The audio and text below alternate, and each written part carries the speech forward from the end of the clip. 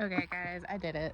I told myself I wasn't having a garden this year, and then I was getting hairspray, which is next to the garden center. And of course, as I'm coming out of the hairspray, there happened to be a station of seeds. I couldn't help myself. I went through the entire seed selection and got seeds. I think I probably got about $10 worth of seeds, and well, probably more than that, and maybe $20 worth of supplies. This year's garden, I don't even know if it's still gonna happen, but I got sucked in by the vortex. Has anybody else had that problem? Like, oy, oy. Anyway, my life has, really changed over the last 6 months, and I still don't know what this year is gonna bring. Of course, nobody does, but my garden circumstances have definitely changed a lot, and that's one reason why I didn't figure I would have a garden. I've talked to my mom about doing this section. It was like a flower bed, a teeny tiny flower bed. I've talked to her about using that as a garden, and she said that was fine, that I'm not digging up her yard. But we'll see if that's gonna happen. I have a lot of cleaning up. I have to dig out these bushes, and I hate these bushes. They are some kind of butterfly bush thing that will not die, and no matter how much you cut them back, they just keep coming up. Even the tractor couldn't pull them out, so I'm gonna have to like hand dig those things out, and I'm just not looking forward to it. There's weeds that have grown up. The landscaping fabric is just shredded. I gotta pull out. I can do that satellite dish with the tractor because it's concreted in, but it's just a nightmare. And then of course on top of that, I'm like, well, I could do a plant sale. The road that we're on has some traffic between towns, and we get a fair amount of cars, and I'm really trying to tell myself not to do a plant sale. But of course, if you're planting 5 seeds, you might as well plant 50 and see if somebody else wants some, and at least pay for our expenses. And for those of you that have been following me for a while, I apologize that I'm not getting videos out.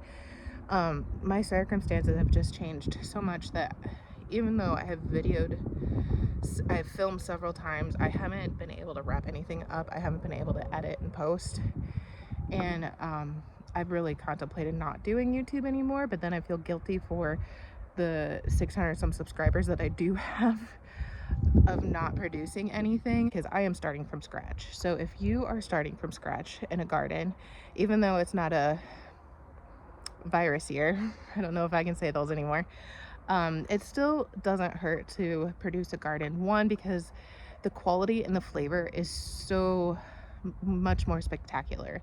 Getting your hands in the dirt, I think they've had studies where getting your hands in the dirt is actually really good for your mentality, your soul. Just like, you wouldn't expect how those things happen to you. You're getting outside in the sun, you're doing some physical activity, you are producing something yourself that is not required by someone else. If you want to be your own boss, put in a garden. So I appreciate all your support and prayers, and if they would continue, I'd even appreciate it more. And we'll see what we can do for the 2025 garden this year. So something that hasn't changed for several years is how I've kept my seeds. So many times we've put seeds in the freezer, like when we have 5 pounds of something, but I've learned, or I've been told, that the freezer can dry the seeds out, and you still need the moisture for germination and stuff. I don't know what your germination rate changes if it is in the freezer, but I believe you want to keep your seeds in a cool, dark place, not cold necessarily. And in the wild, outdoors, that's kind of how things are. Some seeds do need that cold snap to germinate in the spring, like the echinacea. They kind of need what's called stratification. But for the most part, I just keep them in a box, in a place that doesn't get sun, really doesn't get, because it needs to be out of the way for me for storing. So I'll show you what I have. I have had this for a few years. It works pretty well for me. It might not work well for everybody, and Melby here is helping me, I guess. She's an Australian Shepherd, and I am her person, so she's here helping me right now. I think I've talked about this in another video, probably several years ago. But this is what I use. It's basically a photo box. They're for photos and storage. Some people put their warm weather crops in pink and cool weather crops in like blues and greens. I kind of, with a toddler, just when she starts taking them out, I put them in an available thing right now. I will rearrange them once in a while, but nothing real fantastic. And I have some supplies in here, like I have small seed packets. There was something else, like larger seed packets. I don't fill mine because I don't have that many seeds, at least not for the last couple years. And I've really pared down what I have because over the years I've learned what I need to grow versus all the random things that I get. So when I got my seeds at Walmart, I came home and I went through my seed box to see what I actually had, and I tried to categorize them. Oh, now they're all stuck together.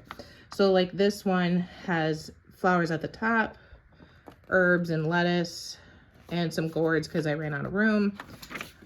Like here are all my pumpkins and gourds.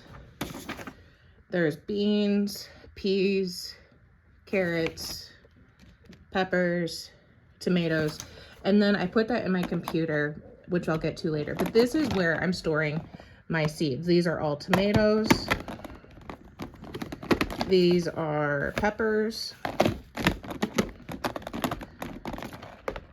These are green beans and or not even green beans. I gotta get green beans. The ones I got are pole beans and I like bush beans. But these are, it said semi-runner and they're pinto beans. And for 50 cents, you can't really go wrong. If nothing else, I'll grow them and save the seeds for a larger crop. Pumpkins, so you get the idea. I put them in categories based on what they are in my little packets. And this is just how I store them. I do have some larger bulk items in a larger plastic container thing, but I don't even know if I'm gonna use those. Some of my peas were in there. So once I get my inventory of what I have, if I were by myself, I'd be able to do this tote and go direct to my computer. But with Ellie, she likes to press buttons on my computer. So I write it down, and when she's not around, then I put it in the computer. And because of the first couple years of like being really tedious about planting, germination, days to germination, days to harvest, everything, I already had dates in my computer of when I need to plant these based on my frost date. Now I'm in zone 5B, and I talked about this last spring about how I had a strange microclimate where we were. My microclimate has changed again. So we were probably about 2 weeks behind our general rule of 5B because we had much more shade, we had much more air movement, and it was just behind. Here, especially because the place I showed you is south facing, it gets a lot more sun, it's a lot more dead air. So the hot weather crops are gonna like it more, the cool weather crops are not gonna like it. They might like it first part of spring when they need some heat, but it's probably not gonna do as well. So I gotta keep that in mind when I'm planting things. But my dates in my computer, I've learned that when I plant the beginning of March, like the seed packet would say based on my last frost date, it is too early in the season. They get too leggy and too big to keep in the house when I haven't reached my last frost date to plant outside. So I'll show you that in a little bit, but I gotta do it when I don't have a toddler that can press 100 keys at once. Holler if you know what I mean. Okay, hopefully you can see this. This is my Excel sheet that I just update every year, and I do a new sheet for each year so I can look back on the other years. But all I do is the type of seed or plant, whatever you want to look at it, whether it's an annual or perennial, the actual name of it, if it's a pinto bean versus a lima bean versus a bush bean. And I used to worry about the germination rate, but I don't anymore. I need to delete this column. And then this ideal plant is like how I decide when I'm planting something, either I direct sow it in the ground, or if there's a date here, that's when I plant it inside, usually. And it's a guesstimate. So today is the 16th of March. So I'm about on par with this broccoli if I start it inside. I haven't decided yet. And this is because I am in zone 5B, I believe it is. I have to look it up every year. 5A or 5B. And these dates will vary depending on your growing zone and your last frost date. Our last frost date, I used to plant around May 15th. But because of where my garden it would be this year, I think I can shoot for more like May 5th to 10th. I haven't quite decided, but anyway, I'm pretty much, if I start seeds today, I'm right on par for a lot of these. And then this plant Y-N is because I might have all of these seeds. I list all my seeds every year, and then I decide whether or not I actually want to plant them, and this does change as well. Like I probably won't plant broccoli. I am going to direct sow carrots. I'd like to direct sow them, we'll see. I don't know if I'm gonna start cucumbers this year. I don't like cucumbers. We don't eat cucumbers. We don't eat pickles, but I may still do a plant sale from the yard. So that would be why I would start them. And then if I have any notes, like the 8 to 12 weeks before last frost date, there's probably some others in here I'm forgetting. Like this says cold frost hardy, which is for the arugula, you know, different random things. And usually I print this out, I'll sort it by the date that I need to start it. Like these peppers and tomatoes I need to start pretty soon. I'll sort it by the date that I need to start it. So I'll have the earliest at the top and the later plants in the direct sow at the bottom. And then I don't have to go through my entire worksheet. And I can write notes on the worksheet whether or not I started it or not. And also if the ones that I'm not going to start, I leave at the bottom, but they're still on my sheet. So I know that, you know, I had seed this year. So that's how I filter mine. If sheet is something that you're interested in, I can probably email it to you, but once again, it's gonna have to be your seed stock and your last frost date deciding when it is. So this is just for my last frost date and when I need to plant them, and the last several years of planting and understanding when I need to start them, because I don't want my peppers getting huge too early before I can plant them outside. So I went through and I made sure that I had all my dates here. I got rid of my germination things here. And I made sure the direct sow even had a date on there, because you can early sow direct seed carrots because they're frost hardy, they're cold hardy. But it looks like I need to start parsley, kale, broccoli, anise, dill, and we're pretty much close enough to the lettuces that I probably need to start them. But then my filter looked like it went wonky here, so I might have to mess with my filter a little bit to get them correct. That's really irritating. So partial example, I'm not sure why that works like that. I'll have to fix this. Okay, this is not gonna be a seed starting tutorial video because there are 10 million of them out there, but I will give you some things to ponder that I have learned over the years.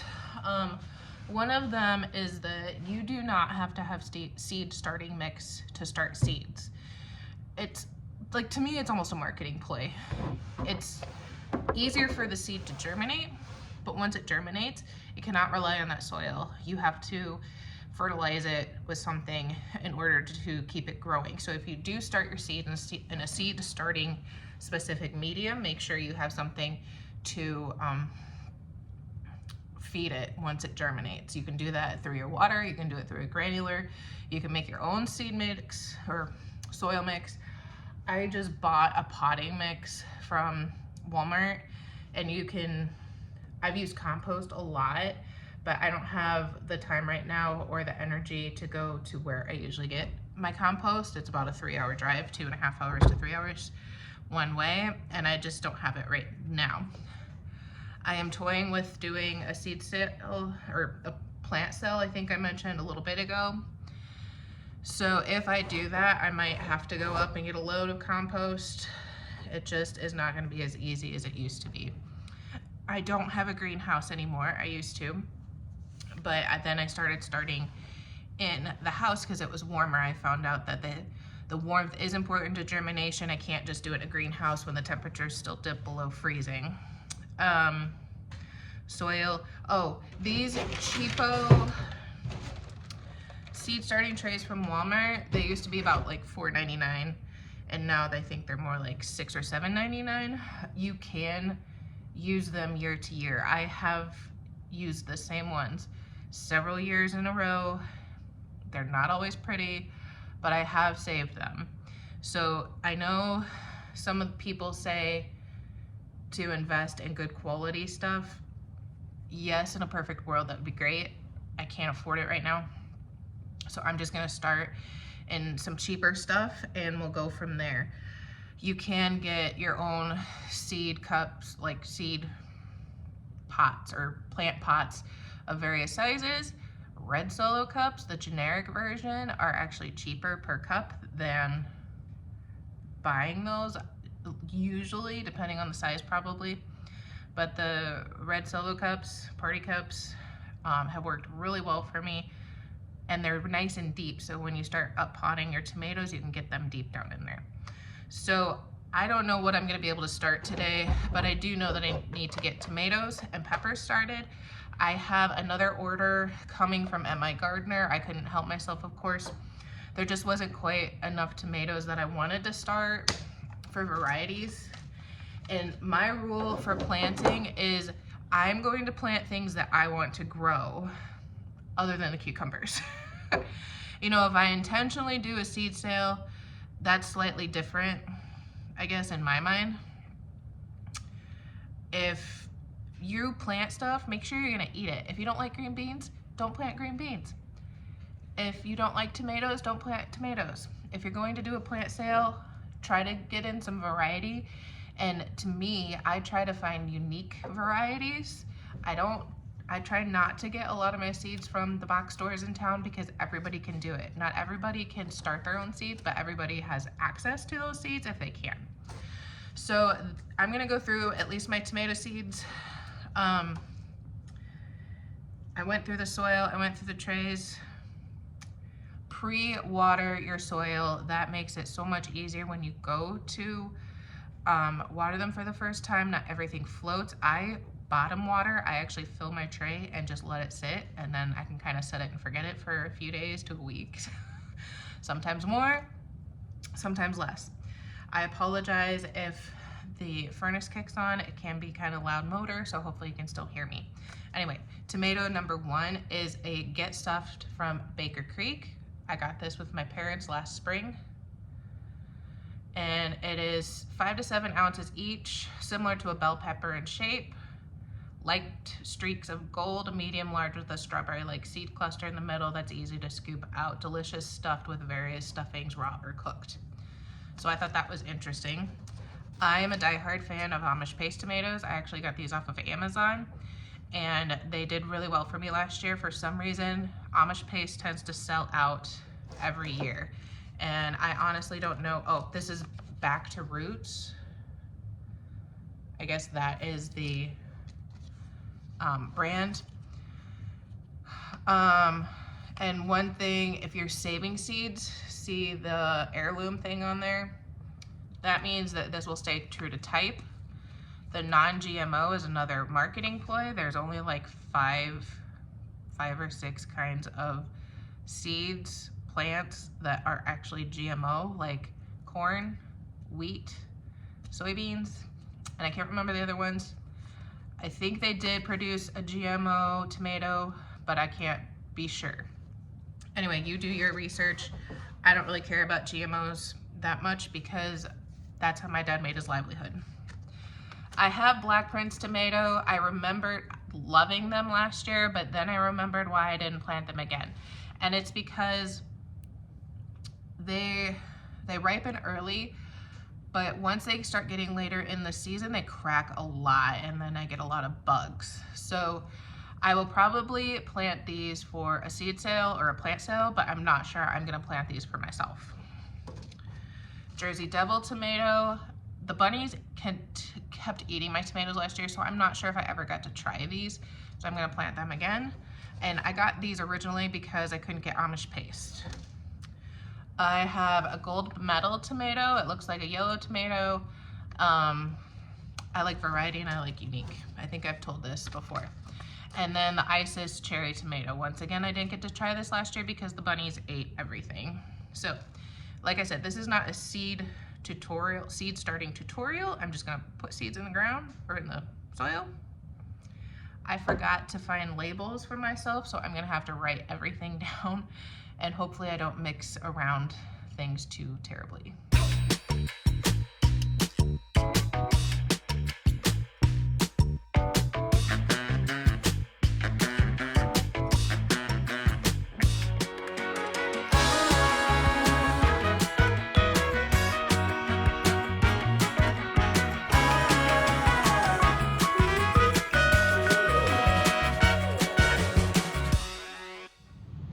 The tomatoes worked out great. I had 6 varieties and 6 rows I could put in that one. I do have a couple more varieties coming, but hopefully by then I will also be able to label them. So right now I just have the seed packets laid out in the order that I put them in there. And I did put more water in the bottom of the tray because my soil wasn't quite damp enough anyway. Supposedly this is the Miracle Grow. You can't over or underwater it. If there's a way, I will find it. So anyway, take that with a grain of salt. Anyway, I think I've narrowed down the peppers for now to 6 because I have my tray here. There's 2 sections and I only filled 1 section. I'm trying to decide whether or not I'm gonna plant more than the peppers and tomatoes today, if I'm gonna do some of those herbs or not. It kind of depends on time, and it's getting late enough that I probably need to wrap up. So anyway, the good old jalapeno, I wasn't gonna plant it, but when people buy plants, they want jalapenos. I know I said I like variety. I know I said I like things that you can't find at the big box store. No matter what, people want jalapenos. They want it for salsa. I have liked the Santa Fe Grande, and I am gonna plant those from seed that I saved. I can't tell you why, other than I made some of the best hot pepper jelly one year, and since then I've been trying to grow the things to make more hot pepper jelly, and the bunnies ate them last year. I was very upset. I've replanted I don't know how many times. So I have jalapenos for the old faithfuls, my Santa Fe Grande peppers that I saved. I have a Sunbright Bell, Big Red Bell, Coral Bell, and I can't decide between a Jupiter that I just picked up this year, some saved Marconi pepper seeds, which is like a sweet pepper, only they're not a bell, like square-ish shape. They're more elongated and they're very good. They're good for freezing. Or I got these Cubanelles last year, and I don't think I ever actually got to try them. So debating between those 3. And I think I have more peppers coming, I can't remember. So if you see this and you say you should have planted this, let me know. I'm just gonna do the same thing. I'm gonna seed them, but you don't need to watch it again, I don't think. Correct me if I'm wrong. So for this 6th row, I decided I'm gonna do this coneflower instead of another pepper, which is probably not very prudent of me, but oh well. I really like this coneflower. Picked it up at Baker Creek last year. It's called Green Twister, and you can kind of see what it looks like. I thought you had to cold stratify these, but it doesn't say to cold stratify, which means you put it somewhere cool, maybe damp, like your refrigerator, for a few weeks before sowing, because it is a perennial, which it doesn't even say that, honestly. At least I thought I know regular coneflower / echinacea is a perennial, meaning it comes back every year. but it says plant 6 to 12 weeks before last spring frost, which we are about there. I think we're about 8 weeks right now. In containers indoors, keep moist until sprouts appear, set out after last frost, or direct sow in the garden about 2 weeks before last frost. So I like having a little more control over them, especially if they would get lost by me digging up something else and planting there, or like a vole or a mouse going in and trying to eat something. I don't know if that would happen, but I'm gonna try planting them indoors. I'm probably gonna do the whole packet because it says minimum 15 seeds. So that means there probably aren't very many seeds in here. This might be something I try to save seeds from now on. I've not had good luck starting echinacea, but I think all the seed packets at Baker Creek when we went to their spring festival were like $2. So it won't hurt to try, right? And yeah, there aren't very many seeds, and they do look kind of funny. I don't know if I can get these on camera very well. They kind of look like the end of marigolds. I don't know if that will. Anyway, I'm gonna plant them all. We'll see what happens. And once again, I'm going to put water in the bottom of this, even though my soil is pre-moistened. I think it's gonna need some more water, especially with the furnace down here. It might dry it out faster. I will put the dome over the other thing and this half to help the humidity. I've done it with and without. It can dry the top of the soil out more. It can provide a little bit more heat, not a lot.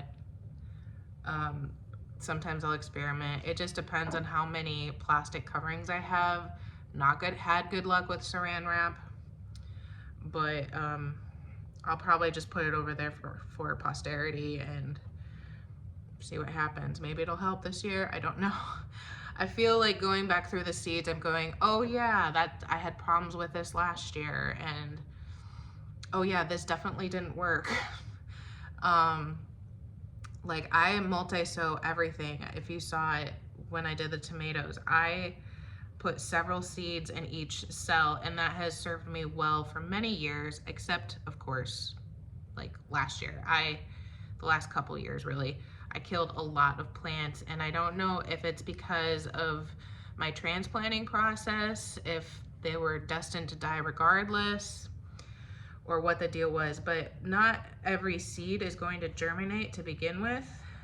So I'm limited on space, so I don't like to just put one seed in a cell. The first year when I had a lot more time than my first plant sale year, it worked so well to multi-sow. I could plant 100 seeds in a teeny little area. This year, not working so well. So that's it for now. All right, guys, I'm gonna wrap it up because it got really long, and I'm sorry if you've held in to the very end. Thank you. If not, you're not gonna see this anyway, but I did go through my plant sale checklist file that I have, and I actually added it onto Etsy. It's 99 cents, just because it's kind of a central place for me to keep it. 99 cents, maybe some tax, and you get the free checklist. It's not a lot, but I was having trouble getting it emailed to people. So it is a PDF on there. There is some space for you to write your own items if you print it out. And it's on Etsy. I'll leave a link down below if you want to check it out, purchase, whatever. And eventually I might add some more things to Etsy. I don't know that it'll necessarily be downloads. It might be random items, because I've always liked crafts and art and stuff like that. So if I work on something randomly, I might add it there.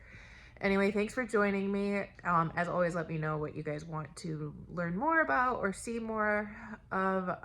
It helps me brainstorm better. The weather just is not great today, and I'm not really feeling like going outside and digging up bushes. So I thank you for hanging in there with me, and we'll catch you next time. Thanks. Bye.